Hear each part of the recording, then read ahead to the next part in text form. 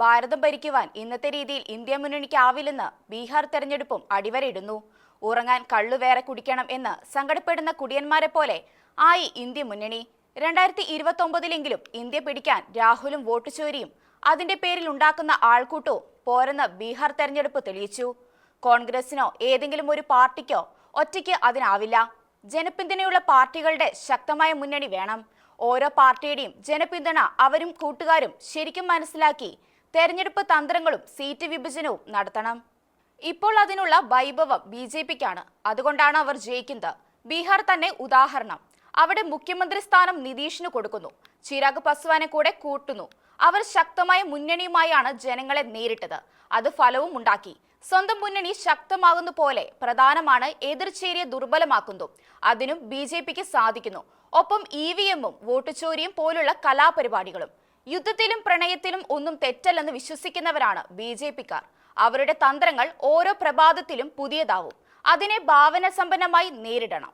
പ്രശാന്ത് കിഷോർ പറയുന്നത് സത്യമാണെങ്കിൽ ലോകബാങ്കിൽ നിന്നും 14,000 കോടി രൂപ വായ്പയെടുത്താണ് ബീഹാറിലെ 1.25 കോടി സ്ത്രീകൾക്ക് മുഖ്യമന്ത്രി മഹിളാ റോസ്റ്റാർ യോജനയിലൂടെ 10,000 രൂപ വെച്ച് കൊടുക്കുന്നത്. അത് അവരുടെ തന്ത്രം. വോട്ടർ പട്ടികയിലെ തട്ടിപ്പിന് BJP കുറ്റപ്പെടുത്തുന്ന CPM തിരുവനന്തപുരത്ത് മുട്ടട വാർഡിലെ കോൺഗ്രസ് സ്ഥാനാർത്ഥി വൈഷ്ണവയുടെ എന്താണ് ചെയ്തത്? സർക്കാർ ഓഫീസറുമായി കൂടി അവരെ വോട്ടർ അല്ലാതാക്കി. അതിന് പരാതി കൊടുത്ത CPM പ്രവർത്തകന്റെ വീട്ടുവിലാസത്തിൽ 20 വോട്ടുകൾ. അതെങ്ങനെ ശരിയാകും? തെരഞ്ഞെടുപ്പ് ഉദ്യോഗസ്ഥരുടെ ഒത്താശയോടെ ഇത്തരം കളികൾ എല്ലായിടത്തും നടക്കുന്നു. ഇന്ത്യ പിടിക്കണമെങ്കിൽ അതിൽ ചോർച്ച ഉണ്ടാക്കാനാകണം. കൂടുതൽ ഹിന്ദുക്കളെ ആകർഷിക്കുവാൻ കോൺഗ്രസിനും സഖ്യകക്ഷികൾക്കും സാധിക്കണം. അപ്പോൾ കോൺഗ്രസ് അടക്കമുള്ള പ്രതിപക്ഷ പാർട്ടികളെല്ലാം മുസ്ലിം വോട്ടുകളെ വല്ലാതെ ആശ്രയിക്കുന്നു. ഇത്തരം പാർട്ടികൾക്കിടയിലെ ഭിന്നത ആ വോട്ടും വിഭജിച്ച് കളയുന്നു. മുസ്ലിം വോട്ടുകൾ നേടാൻ വേണ്ടി കോൺഗ്രസും മറ്റും എടുക്കുന്ന നിലപാടുകൾ പലപ്പോഴും മറ്റു സമൂഹങ്ങളെ അവരിൽ നിന്നും അകറ്റുന്നവയാണ്. ഡൽഹി സ്ഫോടനം സംബന്ധിച്ച് പ്രതിപക്ഷം ശക്തമായ നിലപാടെടുക്കുന്നതായി തോന്നിപ്പിക്കാൻ സാധിക്കാത്തത് തന്നെ ഉദാഹരണം. കോൺഗ്രസ് ആയിരുന്നു ഭരിക്കുന്നതെങ്കിൽ ഫരീദാബാദിലെ അൽഫല സർവകലാശാലയെ തൊടുമായിരുന്നു എന്ന് ചോദിക്കുന്നത് BJPക്കാർ മാത്രമല്ല. കോൺഗ്രസ് ഭാരതത്തിലെ എല്ലാ സംസ്ഥാനത്തും ഉണ്ടെങ്കിലും പലയിടത്തും ശക്തമല്ല. ഉത്തർപ്രദേശിൽ അഖിലേഷ് ആണ് നേതാവ്. ബീഹാറിൽ തേജസ്വിയും നിതീഷും ചിരാഗ് പസ്വാനുമാണ് നേതാക്കൾ. തമിഴ്നാട്ടിൽ സ്റ്റാലിൻ, മഹാരാഷ്ട്രയിൽ പവാറും ഉദ്ധവും, ആന്ധ്രയിൽ ചന്ദ്രബാബു നായിഡു, ജഗ്മോഹൻ റെഡ്ഡി, ബംഗാളിൽ മമത, ഒഡീഷയിൽ പട്നായിക്, തെലങ്കാനയിൽ ചന്ദ്രശേഖര റാവു, മേഘാലയത്തിൽ സാക്മ. ഇവരിൽ പലരും ഇപ്പോൾ BJPയുടെ ആൾക്കാരാണ്. കേന്ദ്രത്തിൽ ഭരണം ഉണ്ടായിട്ടും BJP അവരെ അക്കോമഡേറ്റ് ചെയ്യുന്നു. മുഖ്യമന്ത്രി സ്ഥാനം വരെ കൊടുത്ത് കൂടെ നിർത്തുന്നു. ഇവരെയെല്ലാം ഒന്നിച്ചു കൂട്ടാനാവണം. ലക്ഷ്യബോധത്തോടെ പ്രവർത്തിക്കുകയും വേണം. എങ്കിലേ വിജയിക്കാനാവൂ. ഓരോ സംസ്ഥാനത്തെയും രാജാക്കന്മാരെ ഒന്നിച്ചു നിർത്താനുള്ള നേതൃത്വം വേണം. ഇപ്പോൾ രാഹുലിന് അതിനാവില്ല. 1969-ൽ കോൺഗ്രസ് മുഖ്യമന്ത്രി സ്ഥാനം CPIക്ക് കൊടുത്ത് കളിച്ചതുപോലുള്ള കളി വേണം. 2024-ൽ നിതീഷിനെ പ്രധാനമന്ത്രിയാക്കാൻ സമ്മതിച്ചിരുന്നെങ്കിൽ കളി മാറുമായിരുന്നു. തെരഞ്ഞെടുപ്പിൽ ഒറ്റയ്ക്ക് ജയിക്കാൻ കഴിയില്ലെങ്കിൽ ശക്തമായ മുന്നണി വേണം. ബീഹാറിൽ NDA തെളിയിച്ചത് അതാണ്. ബീഹാറിൽ നല്ല വേരോട്ടമുള്ള BJPക്കോ ജനതാൾ യുവിനോ രാംവിലാസ് പസ്വാന്റെ മകൻ ചിരാഗ് പസ്വാന്റെ ലോക് ജനശക്തി പാർട്ടിക്കോ ഒറ്റയ്ക്ക് ഭൂരിപക്ഷം നേടാനാവില്ലെന്ന് മനസ്സിലാക്കി അവർ ഒന്നിച്ചു മത്സരിച്ചു. ഒന്നിച്ചു നിന്നപ്പോൾ എല്ലാവരും ശക്തരായി. 243 അംഗ നിയമസഭയിൽ അവർ 203 സീറ്റും നേടി. 101 സീറ്റിൽ വീതം മത്സരിച്ച BJPയും ജനതാൾ യുവും വലിയ കക്ഷികളായി. 28 സീറ്റിൽ മത്സരിച്ച പസ്വാന്റെ ലോക് ജനശക്തി പാർട്ടിയും 6 സീറ്റ് വീതം മത്സരിച്ച ജിതിൻ റാം മാഞ്ചിയുടെ ഹിന്ദുസ്ഥാനി ആം മോർച്ച പാർട്ടിയും ഉപേന്ദ്ര കുശ്വാഹയുടെ രാഷ്ട്രീയ ലോക് മോർച്ചയും മികച്ച പ്രകടനം നടത്തി. BJP 89 സീറ്റിലും ജനതാൾ 85 സീറ്റിലും പസ്വാന്റെ പാർട്ടി 19 സീറ്റിലും മാജിയുടെ പാർട്ടിയും കുശ്വാഹയുടെ പാർട്ടിയും 6 സീറ്റിലും വീതവും സ്വതന്ത്രനും ജയിച്ചു. ഇന്ത്യ മുന്നണിയിൽ ലാലുവിന്റെ RJD 143 സീറ്റിൽ മത്സരിച്ചു. 25 സീറ്റിൽ ജയിച്ചു. തെരഞ്ഞെടുപ്പ് തോൽവിക്ക് മുന്നേ ലാലു കുടുംബത്തിൽ കലാപമായിരുന്നു. ഇപ്പോൾ അത് മൂർച്ഛിച്ച മട്ടാണ്. എല്ലാം ഞാൻ ശരിയാക്കിക്കോളാം എന്ന് ലാലു പറയുന്നുണ്ട്. അങ്ങനെ എല്ലാം തീരാനാണ് സാധ്യത. അവർക്ക് ജനപിന്തുണ കുറഞ്ഞിട്ടുണ്ട് എങ്കിലും വലിയ കക്ഷി തന്നെയാണ്. കോൺഗ്രസ് 61 സീറ്റിൽ മത്സരിച്ചു. എന്തായിരുന്നു സീറ്റ് തർക്കം? തേജസ്വിയെ മുഖ്യമന്ത്രി സ്ഥാനാർത്ഥിയായി അംഗീകരിക്കാൻ എത്ര ആലോചിച്ചു? അവസാനം ജയിച്ചത് 6 സീറ്റിൽ. വഴക്കിട്ട് സീറ്റ് നേടിയ CPM-ML 20 സീറ്റിൽ മത്സരിച്ചു, 2 ജയിച്ചു. 9 സീറ്റിൽ മത്സരിച്ച CPI എല്ലായിടത്തും തോറ്റു. 4 മത്സരിച്ച CPM 1 ജയിച്ചു. മൊത്തം 243-ൽ 35 സീറ്റ്. 25 സീറ്റ് ഉള്ളത് കൊണ്ട് രാഷ്ട്രീയ ജനതാൾ പ്രതിപക്ഷ പാർട്ടിയാകും. 254 സീറ്റിൽ മത്സരിച്ച മജ്ലിസ് പാർട്ടി 5 സീറ്റിൽ ജയിച്ചു. 2020-ൽ 75 സീറ്റാണ് RJDക്ക് ഉണ്ടായിരുന്നത്. നിതീഷിന്റെ പാർട്ടിക്ക് 43-ഉം കോൺഗ്രസിന് 19-ഉം CPM-ന് 12-ഉം CPIക്കും CPM-നും 2 വീതവും ഉണ്ടായിരുന്നു. 2020-ൽ ഒറ്റയ്ക്ക് 135 സീറ്റിൽ മത്സരിച്ച പസ്വാന്റെ പാർട്ടിക്ക് 5.8% വോട്ട് ലഭിച്ചെങ്കിലും 1 സീറ്റാണ് ലഭിച്ചത്. ഇക്കുറി പസ്വാൻ ദേശീയ മുന്നണിയിൽ തിരിച്ചെത്തിയപ്പോൾ അവരുടെ പാർട്ടിക്ക് 19 സീറ്റായി. നിതീഷിന്റെ പാർട്ടി 43-ൽ നിന്നും 85ആയി. BJP 75-ൽ നിന്നും 89ആയി. ഇതാവണം ലക്ഷ്യം, ഇതിനാണ് കളിക്കേണ്ടത്. അപ്പൻ ആനപ്പുറത്തിരുന്നത് കൊണ്ട് മകൻ തഴമുണ്ടാവില്ലെന്ന് കോൺഗ്രസ് മനസ്സിലാക്കണം. ഇപ്പോൾ കർണാടകത്തിലെ കോൺഗ്രസിൽ കലാപധ്വനി കേൾക്കുന്നു. DK ശിവകുമാറിനെ കാണാൻ ഹൈക്കമാൻഡ് കൂട്ടാക്കിയില്ലെന്ന് പറയുന്നു. പണ്ട് ആസാമിലെ ഹിമന്ത വിശ്വാസ ശർമ്മ ഇത്തരം ഒരു അവഗണന മൂലമാണ് കോൺഗ്രസ് വിട്ട് BJP ആയതും ആസാം മുഖ്യമന്ത്രി ആയതും. സ്വന്തം കൂടാരത്തിലെ ചോർച്ച തടയാനുള്ള തന്ത്രജ്ഞത പോലും ഇല്ലാത്തവർ എങ്ങനെ നാടിനെ നയിക്കും? ലോക ചരിത്രത്തിൽ സമാനതകളില്ലാത്ത വനിതാ നേതാവാണ് ബംഗ്ലാദേശിലെ ഇന്റർനാഷണൽ ക്രൈംസ് ട്രിബ്യൂണൽ 2025 നവംബർ 17 വധശിക്ഷയ്ക്ക് വിധിച്ച ബംഗ്ലാദേശിലെ മുൻ പ്രധാനമന്ത്രി 78-കാരിയായ ഷെയ്ഖ് ഹസീന വസേദ്. 1971-ൽ യുദ്ധകുറ്റവാളികളെ വിസ്തരിക്കുന്നതിന് രൂപം കൊടുത്ത കോടതിയാണ് ഇന്റർനാഷണൽ ക്രൈംസ് ട്രിബ്യൂണൽ. ഈ കോടതി ഇത്തരം ഒരു കേസ് വിസ്തരിക്കുന്നത് നിയമവിരുദ്ധമാണ് എന്ന വാദവുമുണ്ട്. ഹസീനയ്ക്കും അവരുടെ ആഭ്യന്തരമന്ത്രിയായിരുന്ന ആസാദ് ഉസ്മാൻ ഖാൻ കമലിനും വധശിക്ഷ വിധിച്ചു. ഹസീനയും കമലും നാടുവിട്ട് പലായനം ചെയ്തവരാണ്. അവരുടെ വസ്തുവകകൾ മുഴുവൻ കണ്ടുകെട്ടാനും കോടതി വിധിച്ചു. ഹസീനയുടെ അഭിഭാഷകൻ ആരോപണങ്ങൾ എല്ലാം നിഷേധിച്ചു. കേസിൽ മാപ്പുസാക്ഷിയായ പോലീസ് മേധാവി ചൗധരി അബ്ദുള്ള അൽ മൗനിനെ 5 വർഷത്തെ തടവിന് വിധിച്ചു. ട്രിബ്യൂണലിന്റെ വിധിക്കെതിരെ സുപ്രീം കോടതിയിൽ അപ്പീൽ കൊടുക്കാമെങ്കിലും ബംഗ്ലാദേശിൽ ആവാമി ലീഗിന് പ്രാതിനിധ്യമുള്ള തെരഞ്ഞെടുക്കപ്പെടുന്ന സർക്കാർ ഉണ്ടാകുന്നതുവരെ അപ്പീൽ കൊടുക്കില്ലെന്ന് അവരുടെ മകൻ സജീബ് വസേദ് റോയിട്ടറിനോട് പറഞ്ഞു. ബംഗ്ലാദേശിലെ ഇപ്പോഴത്തെ സർക്കാരിനെതിരായ ജനരോഷം ശക്തമാകുന്നതുകൊണ്ട് ഹസീനയ്ക്ക് അധികം വൈകാതെ തിരിച്ചെത്താനുള്ള സാഹചര്യം ഒരുങ്ങുമെന്നാണ് പ്രചാരണം. 1996 മുതൽ 2001 വരെയും 2009 മുതൽ 2024 വരെയും 20 വർഷം ബംഗ്ലാദേശിലെ പ്രധാനമന്ത്രിയായിരുന്ന അവർ ഏറ്റവും ദീർഘകാലം രാജ്യം ഭരിച്ച വനിതാ ഭരണാധികാരിയാണ്. 1981 മുതൽ ബംഗ്ലാദേശിലെ പ്രമുഖ രാഷ്ട്രീയ പാർട്ടിയായ ആവാമി ലീഗിന്റെ അധ്യക്ഷയാണ്. ആ പദവി അവർ ഇപ്പോഴും വഹിക്കുന്നു. 2024 ജൂലൈയിൽ ബംഗ്ലാദേശിൽ നടന്ന വിദ്യാർത്ഥി സമരത്തെ തുടർന്ന് രാജ്യം വിട്ട് പലായനം ചെയ്ത അവർക്ക് ഇന്ത്യ രാഷ്ട്രീയ അഭയം കൊടുത്തു. 2022 മുതൽ ബംഗ്ലാദേശിൽ നടന്ന 14,000 പേരുടെ മരണത്തിനിടയാക്കിയ രക്തരൂഷിതമായ വിപ്ലവത്തെ അടിച്ചമർത്താൻ നടത്തിയ പ്രവൃത്തികളുടെ പേരിൽ അവരെ ബംഗ്ലാദേശിലെ ഇന്റർനാഷണൽ ക്രൈംസ് ട്രിബ്യൂണൽ 2025 നവംബർ 17 വധശിക്ഷയ്ക്ക് വിധിച്ചു. അവരെ വിട്ടുകൊടുക്കണമെന്ന ബംഗ്ലാദേശ് സർക്കാരിന്റെ ആവശ്യം ഇന്ത്യ അംഗീകരിക്കാതിരിക്കുന്നിടത്തോളം കാലം ഇന്റർനാഷണൽ ക്രൈംസ് ട്രിബ്യൂണലിന്റെ വിധി നടപ്പാക്കാൻ ബംഗ്ലാദേശിന് സാധിക്കില്ല. 1979-ൽ പാകിസ്ഥാൻ സൈനിക സ്വച്ഛാപതിയായിരുന്ന സിയ ഉൽ ഖഹിന്റെ കാലത്തെ പാകിസ്ഥാൻ കോടതി അവിടുത്തെ മുൻ പ്രധാനമന്ത്രി സുൽഫിക്കർ അലി ഭൂട്ടോയ്ക്ക് വിധിച്ച വധശിക്ഷയോട് സമാനമാണ് ഹസീനയുടെ വിധി. അത് രാഷ്ട്രീയ എതിരാളിയായിരുന്ന നവാബ് മുഹമ്മദ് അഹമ്മദ് ഖാൻ അൻസാരിയെ വധിക്കുന്നതിൽ ഭൂട്ടോ ഗൂഢാലോചന നടത്തി എന്നതായിരുന്നു ഭൂട്ടോയ്ക്ക് എതിരെ കുറ്റം. സുൽഫിക്കർ അലി ഭൂട്ടോയ്ക്ക് അനുഭവിക്കേണ്ടി വന്നത് ജുഡീഷ്യൽ മർഡർ ആയിരുന്നെന്നായിരുന്നു നിഷ്പക്ഷ നിരീക്ഷകരുടെ അഭിപ്രായം. നിയമവാഴ്ചയുള്ള രാജ്യങ്ങളിൽ ശരിയായ നിയമക്രമങ്ങളിലൂടെ മാത്രമേ ഒരാളെ വധിക്കാനാവൂ. ഈ നടപടിക്രമങ്ങളെ ദുരുപയോഗിച്ച് ഒരാളെ വധിക്കുന്നതിനാണ് ജുഡീഷ്യൽ മർഡർ എന്ന് പരിഹസിക്കുന്നത്. ഓണം വരാൻ ഒരു മൂലം വേണം എന്നാണ് പറയുന്നത് പോലെയാണ് ജുഡീഷ്യൽ മർഡറിന് കോടതി കണ്ടെത്തുന്ന ന്യായങ്ങളും അത് തെളിയിക്കുവാൻ നടത്തുന്ന നടപടിക്രമങ്ങളും. ബംഗ്ലാദേശിന്റെ രാഷ്ട്രപിതാവായിരുന്ന ബംഗബന്ധു ഷെയ്ഖ് മുജീബ് റഹ്മാന്റെ മകളുടെ കാര്യത്തിലും ഇതല്ലേ സത്യം? 1947 സെപ്റ്റംബർ 28 ജനിച്ച ഹസീന 1975 ഓഗസ്റ്റ് 15 നടന്ന പട്ടാള വിപ്ലവത്തിൽ നിന്നും അത്ഭുതകരമായി രക്ഷപ്പെട്ടവളാണ്. അന്ന് അവരുടെ പിതാവ് രാഷ്ട്രപതി മുജീർ റഹ്മാനും കുടുംബവും മൃഗീയമായി വധിക്കപ്പെട്ടിരുന്നു. ഹസീനയും അവരുടെ ഭർത്താവും ന്യൂക്ലിയർ ശാസ്ത്രജ്ഞനുമായ വാഹദും മക്കളായ സജീബും സൈമയും അനിയത്തി റാഹനയും വിദേശത്തായിരുന്നത് കൊണ്ടാണ് അന്നത്തെ കൂട്ടക്കൊലയിൽ നിന്നും രക്ഷപ്പെട്ടത്. ഹസീനയ്ക്ക് അന്ന് ഇന്ദിരാഗാന്ധി ഇന്ത്യയിൽ രാഷ്ട്രീയ അഭയം കൊടുത്തു. 1981 വരെ അവർ ഇന്ത്യയിൽ അഭയാർത്ഥിയായിരുന്നു. 1981 ബംഗ്ലാദേശിൽ തിരിച്ചെത്തി അവരുടെ പിതാവിന്റെ രാഷ്ട്രീയ പാർട്ടിയായ ആവാമി ലീഗിന്റെ നേതൃത്വം ഏറ്റെടുത്തു. ബംഗ്ലാദേശിലെ സൈനിക ഭരണാധികാരി എർഷാദിനെതിരെ ജനാധിപത്യ സമരങ്ങൾക്ക് നേതൃത്വം കൊടുത്തു.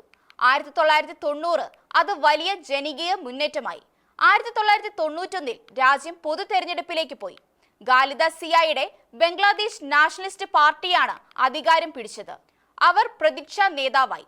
ഖാലിദ സിയ തെരഞ്ഞെടുപ്പിൽ കൃത്രിമം കാണിച്ചു എന്ന് ആരോപിച്ച് അവർ പാർലമെന്റ് ബഹിഷ്കരിച്ചു. ബഹുജന പ്രക്ഷോഭം നടത്തി. ഖാലിദ സിയയ്ക്ക് രാജിവെക്കേണ്ടി വന്നു. കെയർടേക്കർ സർക്കാർ വന്നു. 1996 ജൂണിൽ തെരഞ്ഞെടുപ്പ് നടന്നു. ജൂലൈയിൽ ഹസീന പ്രധാനമന്ത്രിയായി. 2001 ഖാലിദ സിയ പ്രധാനമന്ത്രിയായി. 2006 മുതൽ 2008 വരെ ബംഗ്ലാദേശിൽ രാഷ്ട്രീയ പ്രതിസന്ധിയായിരുന്നു. പട്ടാളം അധികാരമേറ്റു. ഹസീന ജയിലിലായി. 2009 തെരഞ്ഞെടുപ്പിൽ അവർ പ്രധാനമന്ത്രിയായി. ഇക്കുറി അവരുടെ സ്വേച്ഛാധിപത്യ ഭരണമായിരുന്നു. പത്രസ്വാതന്ത്ര്യം ഇല്ലാതാക്കി. പത്രക്കാരെയും രാഷ്ട്രീയക്കാരെയും തടവിലാക്കി. പട്ടാള ഭരണകാലത്ത് തടവിലായ ഖാലിദ സിയയും മക്കളെയും അഴിമതി കേസിൽ പ്രതികളാക്കി ശിക്ഷിച്ചു. 18 വർഷത്തെ ശിക്ഷയാണ് വിധിച്ചത്. 2019 അവരെ ചികിത്സയ്ക്കായി ജയിലിൽ നിന്നും മോചിപ്പിച്ചു. വീണ്ടും വീട്ടുതടങ്കലിലായി. 2024 അധികാരം പിടിച്ചവർ അവരെ ചികിത്സയ്ക്കായി വീണ്ടും സ്വതന്ത്രരാക്കി.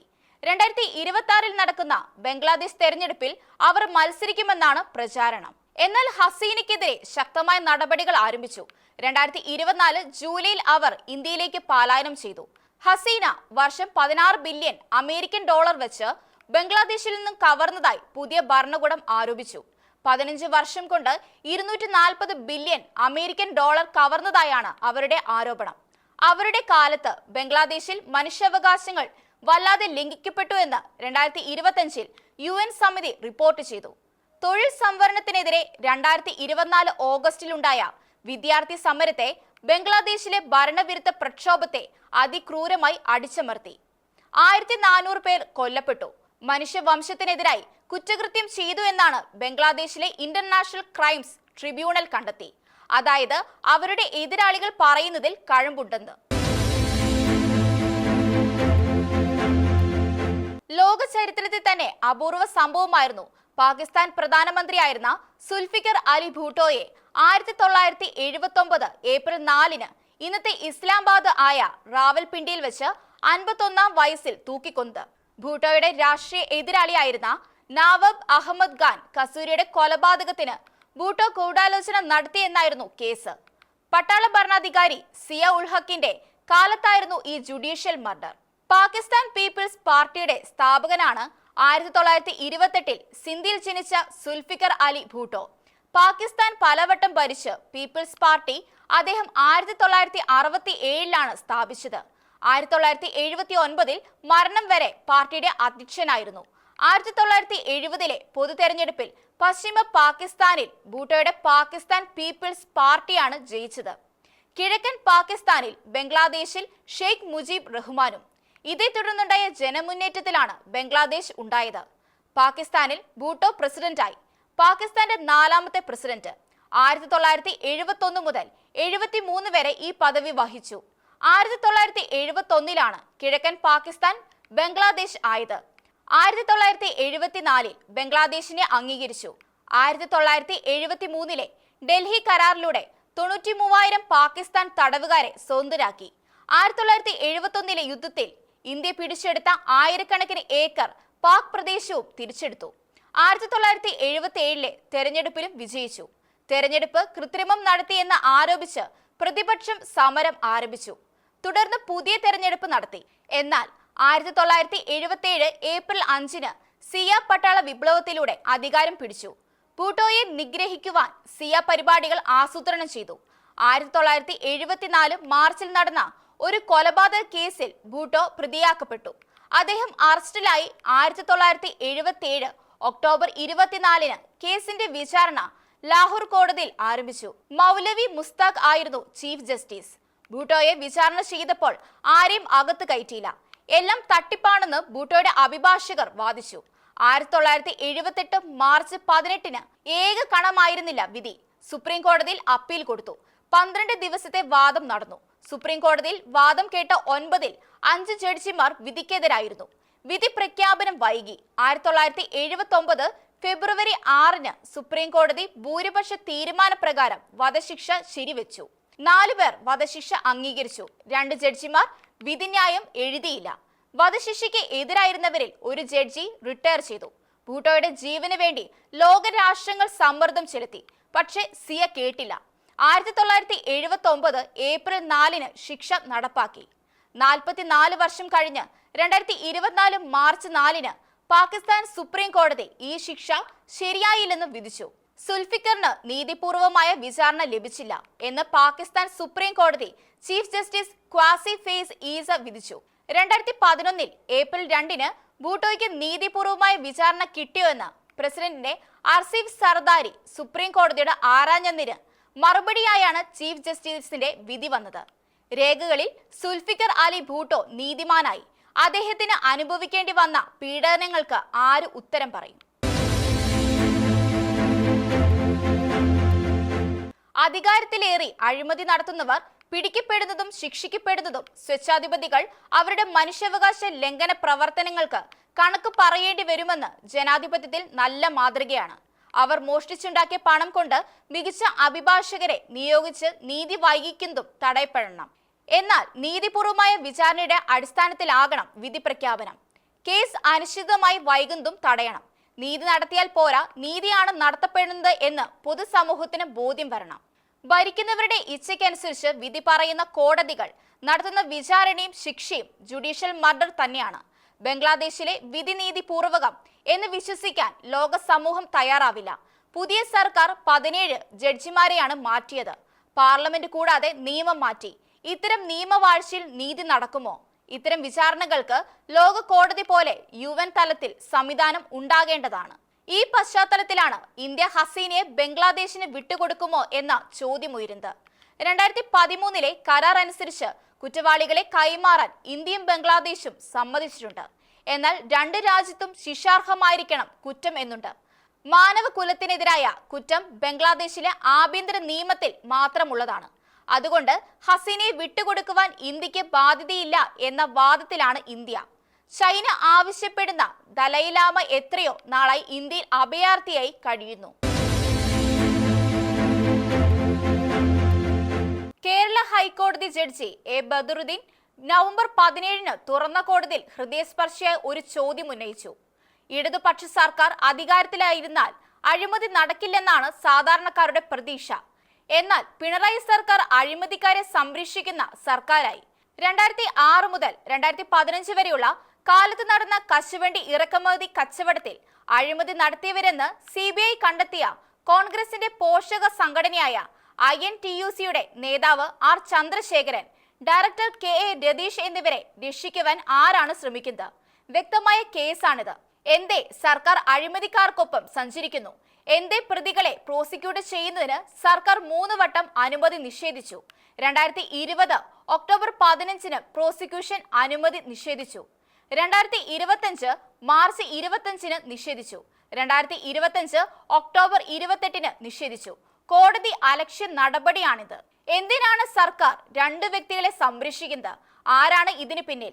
അവർ എവിടെ പോയി? എന്തിനാണ് ഇങ്ങനെ ചെയ്യുന്നത്?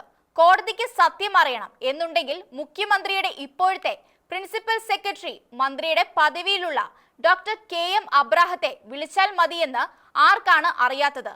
ഹൈക്കോടതിക്ക് വേണ്ടി ഒരിക്കൽ അന്വേഷണം നടത്തി സത്യം പുറത്തു കൊണ്ടുവന്ന സത്യസന്ധനായ ഉദ്യോഗസ്ഥനാണ് ഡോക്ടർ അബ്രഹാം.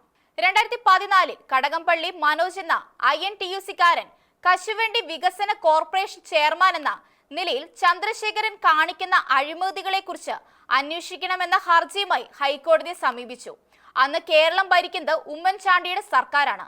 ആഭ്യന്തരമന്ത്രി രമേശ് ചെന്നിത്തലയുടെ നോമിനിയായിട്ടാണ് ചന്ദ്രശേഖരൻ കശുവണ്ടി കോർപ്പറേഷൻ തലവനായത്. ചന്ദ്രശേഖരനും രമേശും കുഞ്ഞാലിക്കുട്ടിയും ചേർന്ന് കശുവണ്ടി കോർപ്പറേഷനിൽ നല്ല കൊയ്ത്താണ് നടത്തിയതെന്ന് മനോജ് ആരോപിച്ചു. കരിമീന്റെ കാലത്ത് നടന്ന കൊയ്ത്ത് തുടർന്നു എന്താണ് കൂടുതൽ സത്യം? ചന്ദ്രശേഖരനും ബന്ധുവായ അന്നത്തെ MD-K രതീഷും കൂടി കശുവണ്ടി കച്ചവടത്തിൽ വലിയ അഴിമതി നടത്തുന്നു എന്ന് മനോജ് ചൂണ്ടിക്കാണിച്ചു. 10 വർഷത്തിനിടെ കച്ചവടത്തിലൂടെ 900 കോടി രൂപയുടെ തട്ടിപ്പ് നടത്തിയെന്നായിരുന്നു മനോജിന്റെ ആരോപണം. ഇളമരം കരിം വ്യവസായ മന്ത്രി ആയിരിക്കുന്ന കാലത്തും രതീഷായിരുന്നു കോർപ്പറേഷന്റെ MD. ചന്ദ്രശേഖരന്റെ കാലത്ത് തന്നെ 600 കോടിയുടെ അഴിമതി നടന്നതായി മനോജ് ആരോപിച്ചു. കേസ് പരിശോധിച്ച ഹൈക്കോടതി അസാധാരണമായ ഒരു ഉത്തരവിറക്കി. അക്കാലത്ത് അഡീഷണൽ ചീഫ് സെക്രട്ടറി ആയിരുന്ന ധനകാര്യ സെക്രട്ടറി ഡോക്ടർ KM അബ്രാഹമിനോട് സംഭവത്തെക്കുറിച്ച് അന്വേഷിക്കുവാനും അന്വേഷണ റിപ്പോർട്ട് നേരിട്ട് ഹൈക്കോടതിക്ക് കൈമാറാനും നിർദ്ദേശിച്ചു. ഡോക്ടർ അബ്രാഹം റിപ്പോർട്ട് 2015 ജൂലൈയിൽ ഹൈക്കോടതിക്ക് കൈമാറി. ഇപ്പോൾ മുഖ്യമന്ത്രി പിണറായിയുടെ പ്രൈവറ്റ് സെക്രട്ടറിയും കിഫ്ബി CEO-യും ഡോക്ടർ അബ്രാഹം തന്നെ. റിപ്പോർട്ടിൽ ഉണ്ടായിരുന്നത് ഞെട്ടിക്കുന്ന തട്ടിപ്പ് വിവരങ്ങളാണ്. റിപ്പോർട്ടിന്റെ അടിസ്ഥാനത്തിൽ ഹൈക്കോടതി കേസ് അന്വേഷണം CBIക്ക് വിട്ടു. കശുവണ്ടി കോർപ്പറേഷൻ വലിയ പ്രതിസന്ധിയിലായിരുന്നു. 13,000 തൊഴിലാളികളുടെ പ്രോവിഡന്റ് ഫണ്ട് 1.5 വർഷമായി അടച്ചിരുന്നില്ല. ഓണത്തിന് ബോണസ് കൊടുക്കണം, കോർപ്പറേഷൻ പണമില്ല, നടത്തിപ്പുകാർ തട്ടിയ പണം സർക്കാർ കൊടുക്കണം എന്നിങ്ങനെയായിരുന്നു ശുപാർശകൾ. അടിയന്തരമായി 30 കോടി രൂപ കൊടുക്കുവാൻ സർക്കാർ തീരുമാനിച്ചു. എന്നാൽ ആ തുക അഴിമതിക്കാരായി അന്വേഷണം നേരിടുന്ന ചന്ദ്രശേഖരനും കൈമാറാൻ അന്നത്തെ ധനവകുപ്പ് സെക്രട്ടറി KM അബ്രാഹം വിയോജിച്ചു. ചന്ദ്രശേഖരൻ ഉടക്കി. 2015 ഓഗസ്റ്റ് 12-ന് അദ്ദേഹം സെക്രട്ടേറിയറ്റിന് മുന്നിൽ സമരം ആരംഭിച്ചു. കോൺഗ്രസ് സർക്കാരിനെതിരെ അവരുടെ പോഷക സംഘടനയുടെ നേതാവ് സമരമിരിക്കുന്നു. ധനസെക്രട്ടറി KM അബ്രാഹത്തെ പുറത്താക്കണമെന്നായിരുന്നു ആവശ്യം. പിന്തുണയുമായി ആദ്യം എത്തിയത് CITU-വിന്റെ പ്രമുഖ നേതാവ് ആനത്തലവട്ടം ആനന്ദൻ. പിന്നീട് ഇളമരം കരീം മുതൽ പിണറായി വിജയൻ വരെയുള്ളവർ സമരപന്തലിൽ എത്തി. അതാണ് തട്ടിപ്പുകാരുടെ ബന്ധം. ഉമ്മൻചാണ്ടി സർക്കാരിന്റെ കാലത്ത് കോൺഗ്രസ് നേതാവായ ചന്ദ്രശേഖരൻ നടത്തിയ തട്ടിപ്പിനെ കുറിച്ച് കേസ് രജിസ്റ്റർ ചെയ്യേണ്ടതില്ല എന്ന് പിണറായി സർക്കാർ തീരുമാനിച്ചു. അതാണ് തട്ടിപ്പുകാരുടെ ഐക്യം. അബ്രാഹത്തിന്റെ റിപ്പോർട്ടിന്റെ അടിസ്ഥാനത്തിൽ ഹൈക്കോടതി കേസ് അന്വേഷണം CBIക്ക് വിട്ടു. ഗുണനിലവാരമില്ലാത്ത തോട്ടടി ഇറക്കുമതി നടത്തി കോർപ്പറേഷൻ 600 കോടി രൂപയുടെ ക്രമക്കേട് നടത്തിയെന്ന് CBI കണ്ടെത്തി. MD Ratheesh, chairman Chandrasekharan, contractor Jaimohan, Joseph എന്നിവരെയും 1, 2, 3 പ്രതികളാക്കി കേസ് രജിസ്റ്റർ ചെയ്തു. കേസ് അന്വേഷണം ഹൈക്കോടതി CBIയെ ഏൽപ്പിച്ചു. കേസ് അന്വേഷണം CBIക്ക് വിടാൻ ഹൈക്കോടതി ഉത്തരവായതോടെ ചെയർമാൻ ചന്ദ്രശേഖരൻ രാജിവെച്ചു. രതീഷിനെ പദവിയിൽ നിന്നും സർക്കാർ പുറത്താക്കി. ഇത്തരം അവസരത്തിൽ എല്ലാ പൊതുപ്രവർത്തകരും പറയുന്നത് പോലെ ചന്ദ്രശേഖരനും അന്വേഷണത്തെ സ്വാഗതം ചെയ്തു. രാജി പ്രഖ്യാപിച്ചതുകൊണ്ടുള്ള പത്രസമ്മേളനത്തിലും അബ്രാഹത്തെ പുറത്താക്കണമെന്ന ആവശ്യം അദ്ദേഹം ആവർത്തിച്ചു. അതിനായി അവർ കേന്ദ്ര ധനമന്ത്രി പ്രണബ് മുഖർജിയുടെ സഹായം വരെ തേടിയെന്നാണ് കഥ. സെബിയിൽ അംഗമായിരിക്കെ കുപ്രസിദ്ധമായ സഹാറ തട്ടിപ്പ് പുറത്തു കൊണ്ടുവരികയും അവിടുത്തെ പ്രമാണിയെ ജയിലിലാക്കുകയും ചെയ്തടക്കമുള്ള നടപടികൾക്ക് നിമിത്തമായ ഉദ്യോഗസ്ഥനാണ് അബ്രാഹം. പാരിതോഷികമായി അബ്രാഹത്തിനെതിരെ വന്ന CBI അന്വേഷണത്തിന് വേണ്ടി പ്രവർത്തിച്ചവർ ഭാരതത്തിലെ വൻ തോക്കുകളായിരുന്നു. സെബിയിലെ ഇടപാടുകളെ കുറിച്ച് അക്കാലത്ത് ധനമന്ത്രിയായിരുന്ന പ്രണബ് മുഖർജി അടക്കമുള്ളവർക്കെതിരെ അബ്രാഹം കൊടുത്ത റിപ്പോർട്ട് കേന്ദ്ര വിജിലൻസ് കമ്മീഷണറുടെ കൈകളിലുണ്ട്. ആ റിപ്പോർട്ട് ദേശീയ തലത്തിൽ വിവാദമായതോടെ ധനമന്ത്രി പ്രണബ് തന്നെ അബ്രാഹത്തിനെതിരെ തിരിഞ്ഞു. പക്ഷേ പ്രധാനമന്ത്രി മൻമോഹൻ സിംഗ് അബ്രാഹത്തിന് വേണ്ടി നിന്നു. ഉമ്മൻചാണ്ടി സർക്കാരിന്റെ ശാപമാണ് അബ്രാഹം എന്ന് ചന്ദ്രശേഖരൻ പറഞ്ഞു. അബ്രാഹത്തിന് ഇവരോട് വ്യക്തിപരമായി എന്തെങ്കിലും പക ഉള്ളതായി അദ്ദേഹം പറഞ്ഞിട്ടില്ല. അബ്രാഹം പൊതുപ്രവർത്തകരെ അംഗീകരിക്കുന്നില്ല എന്ന് ചന്ദ്രശേഖരൻ പറയുന്നു. പൊതുപ്രവർത്തകർ എന്ന് അവകാശപ്പെട്ട് പദവിയിൽ എത്തുന്നവർ നടത്തുന്ന എല്ലാത്തിനും കൂട്ടുനിൽക്കാൻ സത്യസന്ധരായ ഉദ്യോഗസ്ഥർക്ക് സാധിക്കാത്ത നിലയിലായില്ലേ കാര്യങ്ങൾ? അദ്ദേഹം കണ്ടെത്തിയത് കോടതിയെ അറിയിച്ചു, അത്രമാത്രം. ചന്ദ്രശേഖരൻ എത്ര ശ്രമിച്ചിട്ടും അബ്രാഹത്തെ മാറ്റുവാൻ ധനമന്ത്രി മാണി വഴങ്ങിയില്ല. അബ്രാഹം പദവിയിൽ തുടർന്നു. ആഭ്യന്തരമന്ത്രി രമേശ് ചെന്നിത്തലയുടെ ആളായ ചന്ദ്രശേഖരന്റെ സമരം കൊണ്ട് ഒരു നേട്ടമുണ്ടായി. കരിമീന്റെ ചില ഇടപാടുകളെ കുറിച്ച് അന്വേഷിച്ചിരുന്ന സത്യസന്ധരായ ഉദ്യോഗസ്ഥരെല്ലാം പദവികളിൽ നിന്നും മാറ്റപ്പെട്ടു. ചന്ദ്രശേഖരൻ രമേശ് ഗ്രൂപ്പിലെ കരുത്തനാണല്ലോ. കേരളത്തിലും ചന്ദ്രശേഖരന്റെ ആൾക്കാർ വിജിലൻസ് അന്വേഷണം പോലുള്ള നടപടികളുമായി അബ്രാഹത്തിനെതിരെ വന്നു. രമേശിന്റെ സ്വന്തം ആളായി KM മാണിയെ കുടുക്കുവാൻ ഓടി നടന്ന ജേക്കബ് തോമസ് വിജിലൻസ് ഡയറക്ടർ ആയിരുന്നപ്പോൾ അബ്രാഹത്തിനെതിരെ നീക്കം ആരംഭിച്ചു. അദ്ദേഹത്തിന്റെ വസതി റെയ്ഡ് ചെയ്തു. പക്ഷെ ഒന്നും കണ്ടെത്താനായില്ല. രമേശിന് ജേക്കബിനെ രക്ഷിക്കാനുമായില്ല. അദ്ദേഹം ആ പദവിയിൽ നിന്ന് വരെ തെറിച്ചു. അബ്രഹാം കൂടുതൽ കരുത്തരായി. മുഖ്യമന്ത്രിയുടെ ഓഫീസിൽ പ്രമുഖനായി. ഏത് മുന്നണി അധികാരത്തിൽ വന്നാലും വിവാദ നായകരായ ചില ഉദ്യോഗസ്ഥർ അത്ഭുതകരമായി സംരക്ഷിക്കപ്പെടുന്നു.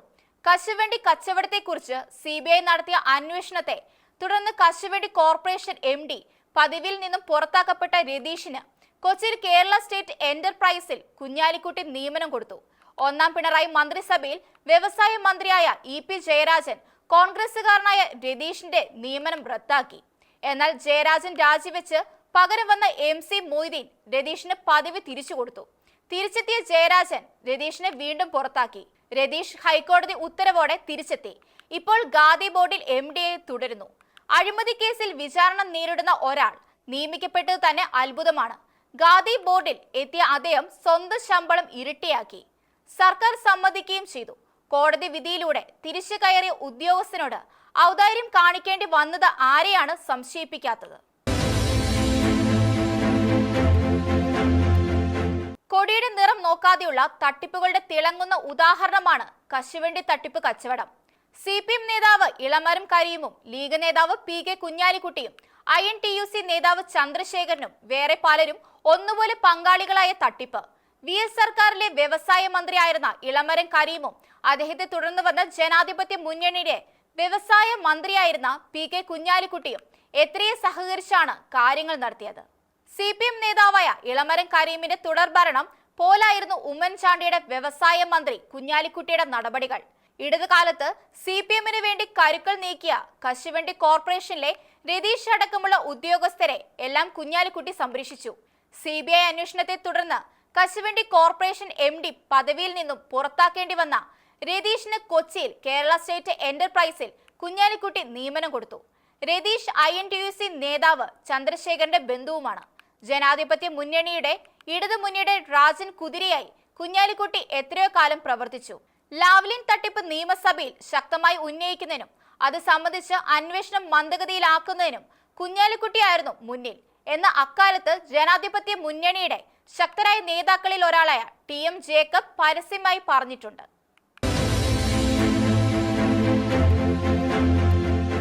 കുഞ്ഞാലിക്കുട്ടിക്കും കിട്ടി ഇടത് സഹായങ്ങൾ.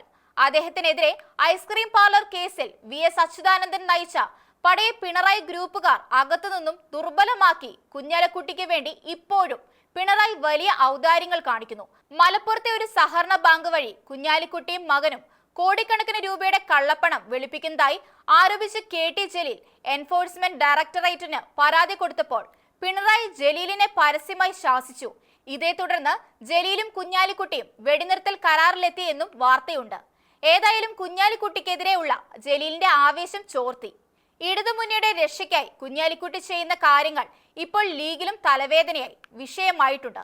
ലീഗ് ഉന്നത സമിതിയിൽ നടന്ന ചർച്ചകൾ ചോർന്നു. അതിൽ അച്ചടക്ക നടപടി എടുത്തിട്ടുണ്ടെങ്കിലും കുഞ്ഞാലിക്കുട്ടിയുടെ ഒത്തുകളികൾക്ക് നിയന്ത്രണം വരുന്നു എന്ന സൂചനകളുണ്ട്. പക്ഷെ പണത്തിന് മീതെ പരന്നു പറക്കില്ലല്ലോ. അതാണ് CPM അടക്കമുള്ള മിക്കവാറും പാർട്ടികൾ അനുഭവിക്കുന്ന ദുര്യോഗം. സർക്കാർ തീരുമാനത്തിന് വ്യവസായ സെക്രട്ടറി ഹനീഷിനെതിരെ കോടതി അലക്ഷ്യ നടപടി തുടരണമെന്ന് ആവശ്യപ്പെട്ട് കടകംപള്ളി മനോജ് നൽകിയ ഉപഹർജി അടക്കം കേസിന്റെ പരിഗണന സർക്കാർ സമയം ചോദിച്ചുകൊണ്ട് ഒരാഴ്ച സാവകാശം അനുവദിച്ച് മാറ്റിവെച്ചെങ്കിലും ഡെമോക്രസിന്റെ വാൾ പോലെ ഈ കേസ് സർക്കാരിന് മുകളിൽ തൂങ്ങിയാടുന്നുണ്ട്. സർക്കാർ തീരുമാനത്തിൽ കോടതി അലക്ഷ്യമുണ്ടെന്ന് കോടതി തന്നെ സൂചിപ്പിച്ചിട്ടുണ്ട്. കശുവണ്ടി ഇടപാടിൽ നടപടിക്രമങ്ങളിലെ വീഴ്ചയാണ് CBI ചൂണ്ടിക്കാണിച്ചതെന്നും അതിൽ തെറ്റായ ഉദ്ദേശമോ പദവിയുടെ ദുരുപയോഗമോ നടന്നിട്ടില്ലെന്നും എന്തെങ്കിലും നേട്ടം ഉണ്ടാക്കിയതായോ പറയാനാവില്ല എന്നുമാണ് സർക്കാർ വാദം. 1996 സർക്കാർ ഉത്തരവും പ്രകാരം കശുവണ്ടി കോർപ്പറേഷനും ക്യാപ്സിനും തോട്ടടി വാങ്ങുവാനും ഇറക്കുമതി ചെയ്യുവാനും അധികാരമുണ്ട്. 2007 വരെ ഇത് തുടരുമായിരുന്നു. സെൻട്രൽ വിജിലൻസ് കമ്മീഷന്റെ സ്റ്റോർ പർച്ചേസ് മാനുവൽ ഇവിടെ ബാധകമല്ലെന്നും സർക്കാർ പറയുന്നു. നടപടിക്രമങ്ങൾ പാലിച്ചില്ലെന്ന വാദവും ശരിയല്ലെന്ന് സർക്കാർ പറയുന്നു. കശുവണ്ടി എല്ലാ കാലത്തും ലഭ്യമാകുന്ന ഒന്നല്ല. അതുകൊണ്ട് ലഭ്യമാകുന്ന കാലത്ത് ഒരു വർഷത്തേക്ക് ആകെ വേണ്ട തോട്ടടി സംഭരിക്കേണ്ടതുണ്ട്. അസംസ്കൃത വസ്തു ഉറപ്പാക്കുവാൻ കോർപ്പറേഷന്റെ ഡയറക്ടർ ബോർഡ് എടുത്ത തീരുമാനപ്രകാരം ടെൻഡർ വിളിച്ചാണ് എല്ലാ ഇടപാടും നടത്തിയത് എന്ന് സർക്കാർ ന്യായീകരിക്കുന്നു. ബോർഡ് ചുമതലപ്പെടുത്തിയ പ്രകാരമാണ് അന്നത്തെ ചെയർമാനും MDയും കരാറിൽ ഒപ്പിട്ടത്. അതുകൊണ്ട് അന്നത്തെ ചെയർമാനെയും MDയും പ്രോസിക്യൂട്ട് ചെയ്യേണ്ടതില്ല എന്ന ധീരമായ തീരുമാനം സർക്കാർ കൈക്കൊണ്ടു. എന്നാൽ കോടതി ഈ വാദങ്ങളൊന്നും അംഗീകരിക്കുന്നില്ല.